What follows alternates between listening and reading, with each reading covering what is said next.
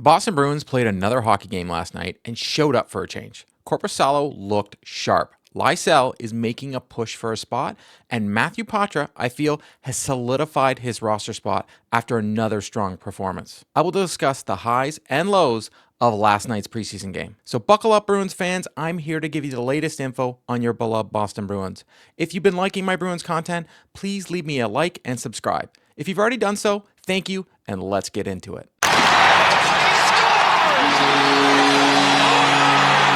I want to start off by saying that was the first time I've ever seen Matvei Michkov, and wow, the Flyers have a player in this kid. He has to be the favorite to win the Calder at this point because he looks unstoppable. He is strong on the puck, goes to the net, high hockey IQ, and his shot is lethal.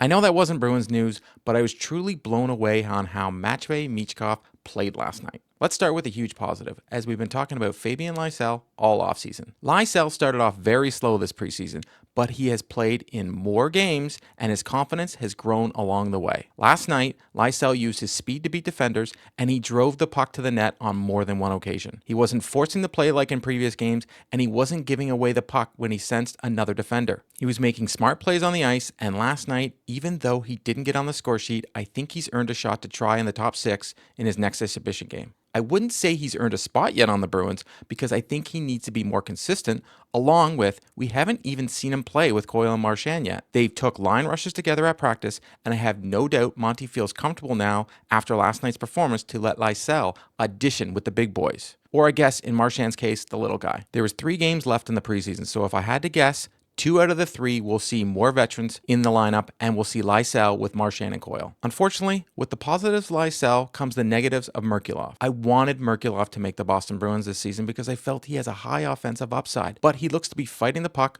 more and more and forcing plays that aren't there. He will have a really good shift, follow up by ones where you don't even know he's on the ice. This isn't to say he is a bad player or a lost cause, but I think the odds of Merkulov making the Bruins this season are very slim at this point. It would take some injuries at the center position for this to happen. He's only looked comfortable on the ice when playing center, and when he had him on the wing, he looks lost at times. Unlike Lysell, who's gotten better every game, Merkulov has looked the same, and I just don't see him making the Bruins out of camp, and he probably should start the season in Providence. One of the reasons I don't think Merkulov has a shot at securing a role down the middle has been the strong play of Matthew Poitras. Poitras has been far and above the best player in preseason for the Boston Bruins, and I feel he's locked down his roster spot to start the year. I was looking a little scared last night when he took the big hit from Ristolainen because, as we say in hockey, he got caught admiring his pass. He needs to be smarter if he wants to avoid injury and keep his head up because that was a clean hit he took last night and it will happen again and could hurt him next time. Poitras has been using his speed to get the extra step on defenders, and zone entries have been a sight to see. He looks methodical out there and he's reading plays and making things happen when he's on the ice. He looks like a water bug out there and reminds me a bit of Dennis Savard, the way he's generating offense from his skating and forcing defenders to make mistakes. He even got a nice goal last night, and that all but solidifies his roster spot for the Boston Bruins. Last, and certainly not least, was the play of Joonas Korpisalo. Now, I want to preface this by saying this is an extremely small sample size. He's been cutting down his angles and making it harder for shooters to see the net. His positioning with regards to the post has been good, not giving too much for the shooter to see,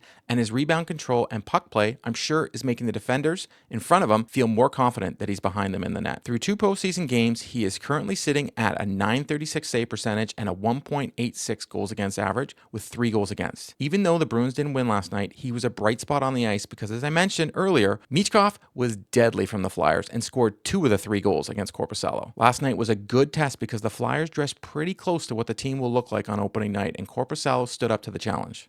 I'm not getting ahead of myself though, because even last year in Ottawa, he showed some great stretches followed by more than one stinker. I need to see way more of him, but he's showing why the Bruins took a chance on him. I'm still very worried about the goaltending for the Bruins though, as Bussi has looked terrible and hopefully hasn't lost his confidence, as the Bruins are in for a lot of trouble if they have to rely solely on Korpisalo if Swayman isn't signed. After the game, Montgomery noted that Bussi will start the next game followed by Korpisalo again. This is a sink or swim moment for Bussi because if he has another bad game, this spells disaster for the Bruins. Bussi has played strong in Providence last season, But if the Bruins don't think he's ready to be a backup this year, he will require to clear waivers to start the year in Providence. So the Bruins risk losing him for nothing if he's claimed. The same goes for DiPietro as well, who had looked even better than Bussi so far in the preseason. That's a wrap on today's video. To stay up to date on all the news surrounding the Boston Bruins, please subscribe and drop me a like. If news breaks surrounding the Boston Bruins, be sure to check out the channel. If you've already subscribed, thank you, and I'll see you next time.